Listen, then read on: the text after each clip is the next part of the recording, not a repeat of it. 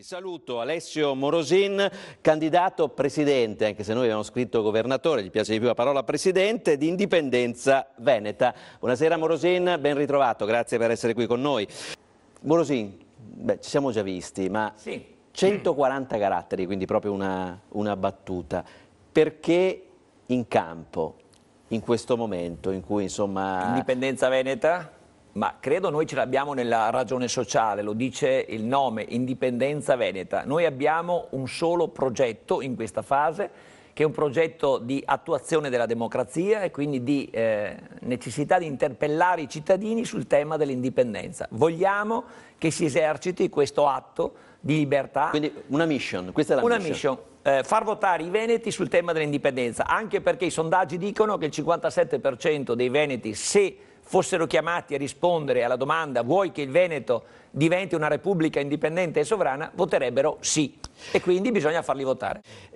Morosin, ecco, si dovrà misurare anche con questi slogan, con queste prese di posizioni forti che comunque sembrano riscuotere così un certo interesse da parte della gente. Nel mirino un giorno sì, un giorno sì, i campi nomadi, gli immigrati, eccetera. Su questo bisognerà in qualche modo confrontarsi. Certo, non ci sottraiamo di sicuro a questo confronto, avendo presente peraltro tutte le forme di criminalità, anche quelle che indirettamente condizionano in modo più pesante la vita di noi tutti come cittadini e come contribuenti, cominciando, tanto per usare i numeri pesanti, da quel terzo di illegalità che riguarda tutti gli appalti pubblici per miliardi, miliardi e miliardi, e quelli li dobbiamo sostenere noi con la nostra tassazione, i pensionati, i lavoratori, gli imprenditori che non riescono più a far fronte a un fisco che è giugulatorio nella sua pressione fiscale, appunto, a una realtà burocratica che è asfissiante e all'illegalità degli appalti per miliardi e miliardi. Poi sul piano dell'illegalità abbiamo anche queste forme molto gravi che vengono quelle dalla mancata capacità dello Stato di reggere, di affrontare e di trattare adeguatamente con giuste sanzioni, con una giustizia immediata, con una giustizia giusta, quella che è la realtà dell'ordine pubblico. E quella dei Rom non è genericamente, i Rom non vuol dire nulla, vuol dire spaventare la gente. In realtà l'ordine pubblico riguarda anche la delinquenza del territorio, la delinquenza domestica, la delinquenza che nasce dal disagio sociale di chi non ha lavoro, di chi vive disadattato, di chi vive in realtà urbane degradate, di chi non è in grado di inserirsi nel mondo del lavoro. 8 giovani su 10 che escono dall'università, per esempio, devono andare all'estero. Abbiamo il 43% di disoccupazione giovanile, il 13% quasi di disoccupazione in generale. Questa è la realtà. La criminalità nasce dalla incapacità della politica italiana, da un meccanismo ormai che è inadatto, incapace appunto di affrontare le problematiche, e quindi anche questi fenomeni stanno continuando ad espandersi e non vengono minimamente risolti. Una criminalità a tutto campo. Quella dei nomadi fa parte, dei nomadi, fa parte di questo orizzonte che, se ci fosse una giustizia efficiente e capace, si potrebbe affrontare rapidamente e risolvere.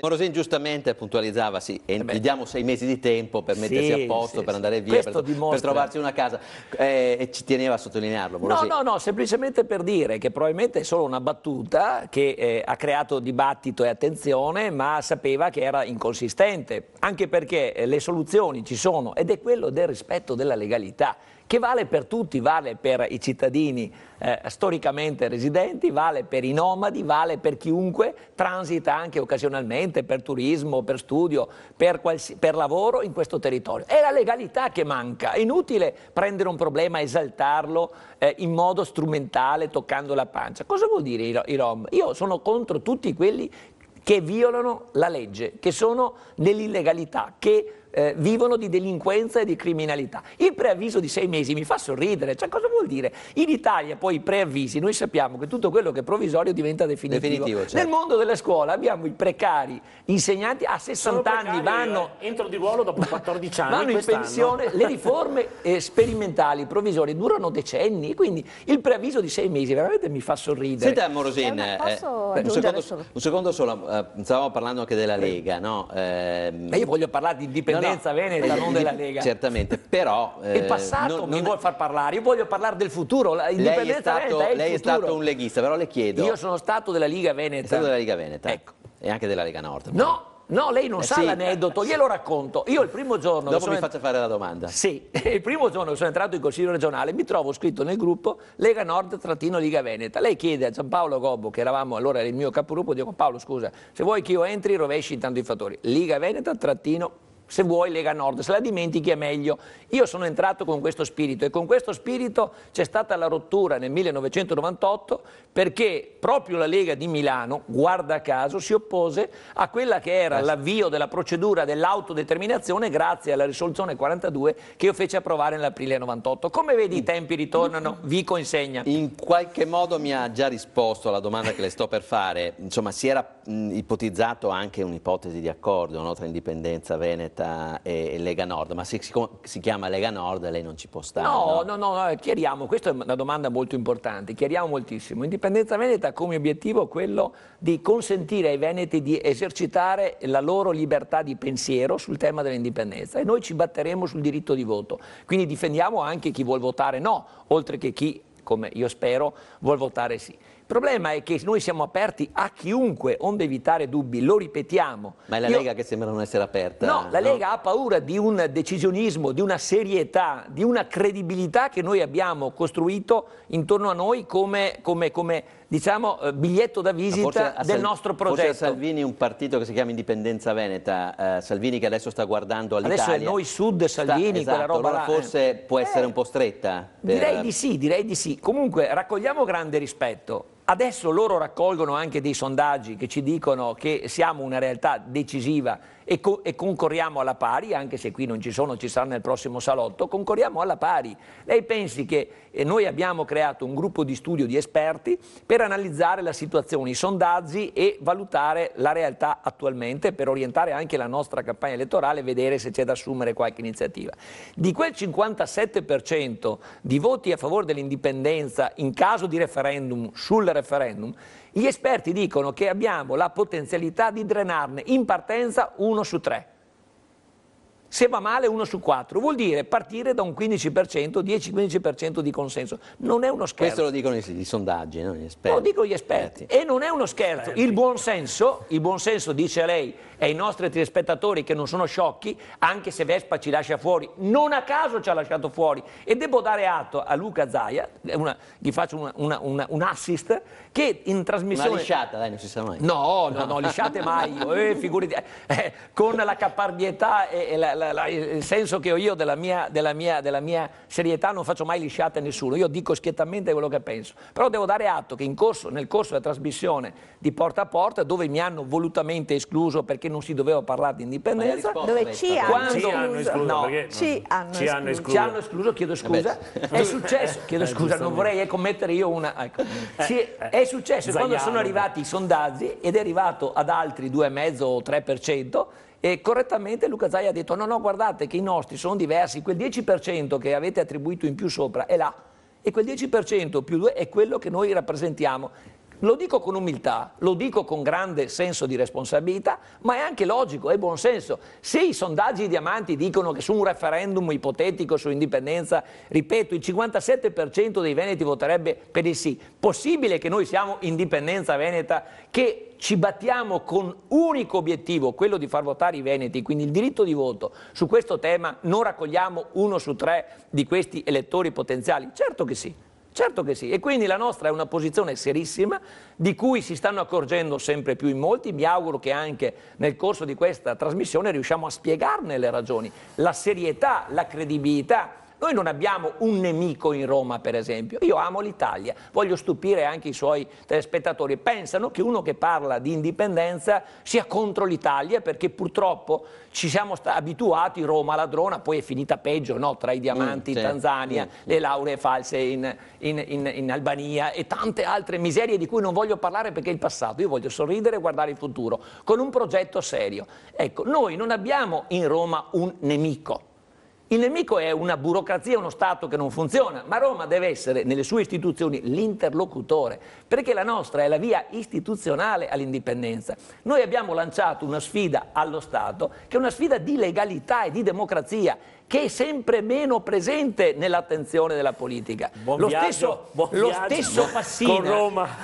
Fassina dei Dem, lei non dimenticherà, 2 settimane fa, diceva che la democrazia ha perso un po' di qualità. L'eufemismo? Fate tenerezza. Fate un po' di tenerezza, perché questo è uno Stato, è un governo in modo duro che a te piace. Governo assassino, governo traditore, allora, uccidi la nazione, questo è il nostro modo. Questi sono governi... Consentimi di rispondere, io voglio la dialettica e motivare le mie argomentazioni. Dico che è proprio questo il punto. Uno Stato che vive di illegalità diffusa, il Parlamento è frutto di una legge illegittima, per esempio. No, questo Parlamento, l'ha detto la Corte Costituzionale con la sentenza 1 del 2014, è stato eletto con una legge, il Porcellum, che è illegittima. E questo Parlamento non si è minimamente preoccupato quindi di rimettere l'incarico che aveva di andare al voto, o con quello che rimaneva, il cosiddetto consultellum, quello che rimaneva quindi in proporzionale puro, oppure con una nuova legge che è andare al voto. No, questi mettono mano anche alla Costituzione, sono illegittimamente eletti e mettono mano alla Costituzione. Lo Stato è baro, fallito, non esiste più la legalità in Italia, per cui il ragionamento è questo. La nostra è una sfida di legalità. L'indipendenza è una sfida laddove lo Stato non è in grado di esercitare la legalità, e voglio vedere chi ha il coraggio, e questa è veramente una sfida di democrazia, di impedirci di andare a votare. La responsabilità di Zaia è di non aver avuto il coraggio di portare avanti l'idea e il progetto di voto sul tema indipendenza. Ha detto: io ho fatto la legge, io ho difeso davanti alla Corte Costituzionale, io qua o là. Io non hai fatto le delibere attuative, Luca. Io sai cosa devo fare? Non c'è la pubblicità invece. L'inchiesta? Scoraggiato. Quale inchiesta? Quella che avete fatto voi? Ma un'inchiesta che voi avete gestito raccogliendo quello che è stato... Certo. No, voi l'avete fatta bene, avete raccolto quello che è stato seminato. Che cosa è stato seminato?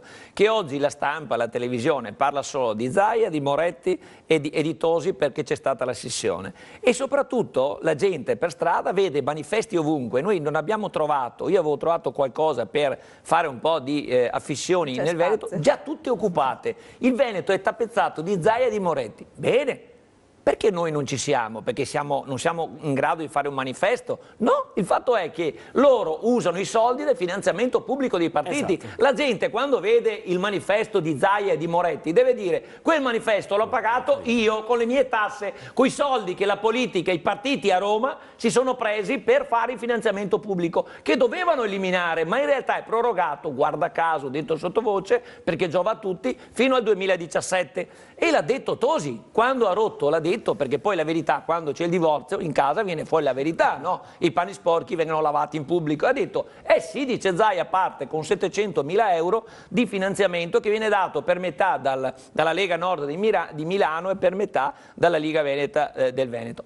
Finanziamento pubblico. E perché io non devo avere il finanziamento pubblico? O meglio, io non voglio il finanziamento pubblico, ma non vorrei che neanche loro partissero in anticipo, io avessi l'handicap di non usare, di non tappezzare tutto il Veneto. Se noi avessimo tappezzato, come hanno fatto loro, Zaia, noi tutti, il Veneto con gli stessi manifesti, lei a quell'inchiesta non avrebbe avuto la stessa risposta. E questa non è democrazia, la partenza ad handicap, la democrazia è partire alla pari. Lo stacco, dopo, se uno è capace di correre, di competere, arriva primo, un altro arriva secondo, un altro arriva terzo, ma la partenza è alla pari, all'inizio. Se io parto con l'handicap, quello è già davanti. Se poi è già noto perché è il governatore del Veneto, perché Zaia, per un motivo o per l'altro, fino alla fine della competizione, fino al 31 maggio, deve mantenere l'ordinaria amministrazione della regione, però fa la conferenza stampa e ha già un vantaggio di fatto. Quindi un doppio handicap. Io non ho nulla contro di lui, dico semplicemente che in Italia si vive di finzione, e la comunicazione esalta questa mancata democrazia. Le dico di più: l'Italia, secondo degli organi di controllo internazionale sulla comunicazione, dicono che è al 68° posto. Esatto. Quindi vuol dire che c'è la libertà di stampa e la comunicazione, al 68° posto. Quindi lei capisce che l'intervista che lei ha fatto, avete raccolto quello che questi signori che hanno in mano il potere e decidono loro le regole hanno stabilito. I miei manifesti potevano essere come quelli dei signori affissi in tutto il Veneto? No, alla pari. Avete fatto una previsione? No, noi facciamo incontri pubblici affollatissimi tutte le sere. Certo che raccogliamo, e anche diciamo che è arrivato qualcosa. Si tratta di somme modeste, richieste, non banali a volte, perché c'è qualcuno che si è affezionato all'idea, apprezza la positività del progetto, apprezza il fatto che lavoriamo per la democrazia e quindi perché tutti possano esprimersi prima ancora della scelta per il sì o per il no, apprezzano la visione che abbiamo sul tema, apprezzano il fatto che vogliamo un interlocutore a Roma e non un nemico, quindi è una idea nuova, guardiamo al futuro con positività, con contenuti, con un progetto serio ed è l'unica alternativa, il resto è fallimento, in Italia non si cambierà nulla, tranquilli. Che c'entra di Indipendenza Veneta per la sicurezza? Sentiamo. Beh, innanzitutto io andrei a fare una considerazione di questo tipo. C'è una fase importantissima che è quella di prevenzione, mai adeguatamente finanziata e curata. La prevenzione è decisiva e uno dei sistemi di prevenzione migliori, come lo dimostrano poi i processi, è quello per esempio che comporta un minimo di limitazione della nostra privacy, della nostra libertà, è quello della videosorveglianza del territorio, oltre che della vigilanza delle persone, quindi di agenti sul territorio. Ma la videosorveglianza è veramente una ragione di grande forza nella prevenzione, perché attraverso i video si individuano i soggetti, si possono facilmente poi punire e quindi sanzionare. La videosorveglianza è uno degli aspetti che può curare quello che lei chiama regione, ma se fossimo una realtà statuale, indipendente e sovrana, evidentemente con maggiori mezzi questo tipo di intervento potrebbe essere programmato e organizzato con grande qualità ed efficacia e capillarità appunto di strumenti di sorveglianza. È importantissimo, limita un po' la nostra libertà privata, però credo che per la nostra sicurezza, per la sicurezza dei cittadini, tutti sarebbero disposti a rinunciare un po' a questo controllo, a questa lettura degli spostamenti. D'altronde ogni spostamento che facciamo quando andiamo in autostrada, il telepass dice a che ora siamo entrati. Siamo registrati Bancomat, telepass. L'altro aspetto è quello della legalità. Quello della legalità è un aspetto, direi, molto importante, che raramente il legislatore italiano è riuscito a interpretare correttamente, perché qui ogni volta che accade un fatto di rilevanza grave si dice, beh allora inaspriamo la pena. Non è con la durezza della pena che si risolve il problema della criminalità, è con la certezza della sanzione che si risolve il problema. Quindi tu, se aumenti la pena da 3 a 4 anni o da 4 a 6, non è che hai minor criminalità. La minor criminalità ce l'hai con certezza della pena significa anche, ne parlavamo ieri sera con un rappresentante della polizia, la certezza della pena è anche la presenza di carceri, non ci sono più carceri, non ci sono più strutture. Questa è una questione molto importante. Questo è un problema non da poco. Paese. Il Veneto avrebbe sufficienza di carceri, che qui c'è un numero di carcerati che viene da altre regioni e quindi perché noi dovremmo spendere più soldi per i carcerati se li tengano altrove. Ma abbiamo delle condizioni carcerarie. Però, condizioni carcerarie è un altro aspetto. Comunque la criminalità va combattuta, ripeto, non con la durezza della pena, ma con la certezza della sanzione, perché che poi è la pena edittale di cui si parla della durezza, perché è scritto nel codice, ti punisco invece che con 4 anni, con 8 anni. Cosa cambia? È la pena cosiddetta edittale, è quella sanzionata che conta, è la certezza quindi della sanzione che un giudice terzo dà dopo un'istruttoria adeguata nel contraddittorio delle parti, dice questo è colpevole, va condannato, la pena va espiata. Ma se il processo arriva in ritardo, arriva spesso in prescrizione, non arriva quindi a sanzionare l'illecito, è chiaro. Questo non lo può fare la regione però. Questo non lo può fare la regione. No, infatti io parlavo della regione politico. Scusami, la regione fa la prevenzione e può spendere molto la prevenzione, con una peculiarità sulla questione della legalità, che è questa, che è un tema di grande attualità, che non può essere affrontato in modo demagogico, è quello della criminalità domestica, quella che viene dentro le case, un tema irrisolto. Io in questo caso, un tema che ha affrontato anche Carlo Nordio con molti approfondimenti, è quello di eliminare un concetto che c'è nel codice penale della proporzionalità della pena. Se tu sai della reazione, cioè se tu sai che entri in casa mia, sai che puoi rischiare che io ti spari. Se invece tu spari a una persona che entra in casa tua perché è terrorizzato, oddio sparo, e lo ammazzi, quello che sta entrando a casa tua, dice ma lui ti stava minacciando, avevi la pistola puntata, non c'è mica proporzionalità, dovevi dirgli scusi, Lei è armato, ha intenzione di spararmi, siamo a sto livello qua. Certo. Non lasciamo un tema così delicato in un torpore, in una confusione che può essere... Allora ci fermiamo un attimo, lo spieghiamo dopo la pubblicità chiama... meglio. Facciamo così, 2 minuti. La questione della sicurezza sia una questione di cultura anche delle relazioni e cultura appunto della protezione del cittadino che sia nel pubblico sia all'interno della propria abitazione ha diritto di vivere tranquillamente, di vivere soprattutto, di non temere per la propria vita. Dicevo prima, il profilo è quello della prevenzione, sulla quale può fare moltissimo anche la Regione e finora non ho visto che siano stati fatti investimenti in questo senso, nemmeno progetti per la verità, quindi non si possono fare investimenti se non ci sono progetti. L'altro è la questione, dopo la prevenzione c'è quello della sanzione, ovvero della legalità. E quello della legalità, come dicevo, non voglio ripetermi, ma lo trovo importante sottolinearlo, è quello che non è la durezza della pena edittale astratta, ma è la certezza della pena comminata, quella che viene sanzionata, è fondamentale. E purtroppo le forze dell'ordine, alle quali va il mio elogio, perché stanno facendo un lavoro incredibile, abbandonati alla loro sorte molto spesso. Vedo dei poliziotti, ho anche molti amici tra di loro, anche agenti o graduati, i quali mi dicono effettivamente ogni giorno di più pensiamo di fare nel rispetto della legge il minimo possibile. Il minimo sindacale. Il minimo sindacale, perché lo Stato non ci tutela. Se tu in un eccesso di zelo eccedi, ti trovi sotto processo, ti trovi e in più c'è anche la frustrazione, di vedere magari catturati tu da solo l'avvocato e se ne pagano da solo gli avvocati. Questa è la li cosa. pagano loro gli avvocati. Sottolineare, perché negli incontri pubblici che faccio tutte le sere, ieri sera sono stato a Crocetta del Montello, per dire, no? Noi siamo di fronte ad una situazione per la quale la gente si pone il problema della sicurezza domestica dentro casa. Non per contraddire quello che ha detto la mia interlocutrice prima, e capisco le ragioni anche della sua impostazione di parte, che sono rispettabili, ma io non le condivido. Io ritengo che qui, di fronte ai casi gravi che abbiamo avuto qui in Veneto, ne penso 2, quello di Gorgo al Monticano e quello di Fiesso d'Artico, quel poveretto con la coperta in testa che gli hanno sparato addosso, così, uccidendolo brutalmente, senza nessuna ragione, un perché. e tantissime altre ragioni. In quei casi là, anzi, premetto una cosa prima di esprimere un giudizio. Io, per esempio, non ho armi, sono contrario alle armi. Per me le armi non dovrebbero esistere, dovrebbero averle solo gli agenti. Quando becchi uno con le armi dovrebbe essere in qualche modo sanzionato, ma è una mia opinione. Io credo che si può vivere bene la cultura della sicurezza, che parte dall'assenza delle armi, la tutela che è lasciata al pubblico. Ma ciò detto, non posso in questo attuale realtà normativa non considerare che chi ha un'arma in casa e la usa, la detiene legittimamente e la vuole usare correttamente, non sia sanzionato anche se ha ecceduto nella reazione. Oggi purtroppo non è così. Se uno spara al ladro che ha varcato la soglia di casa e quello non era armato, magari o aveva una pistola a giocattolo, questo va sotto processo e viene condannato a casa sua. Questo non lo trovo giusto. Io sono dalla parte di chi a casa sua deve difendere se stesso, i propri familiari, i propri beni, la propria sicurezza, anche eccedendo la proporzione. E sta cosa qua può essere introdotta, nota, io non sono armato. No, ma sono d'accordo, stiamo può attenti essere però non introdotta, confondere la legittima nessuno mai ha difesa. fatto. Quindi questo è uno Stato che si disinteressa della sorte dei cittadini. Bisogna stare dalla parte dei cittadini.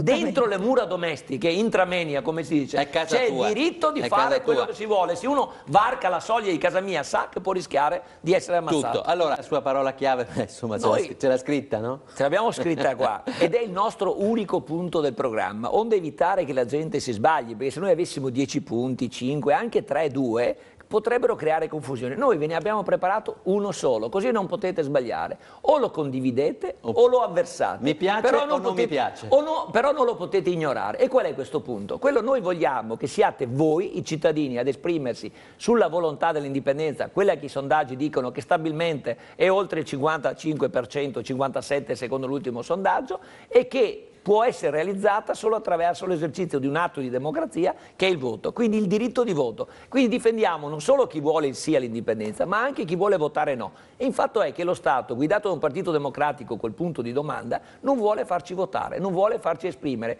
perché dice che deve decidere lui. Io penso invece, noi di Indipendenza Veneta, pensiamo invece che dovete decidere voi. Quindi diritto di voto sul tema dell'indipendenza.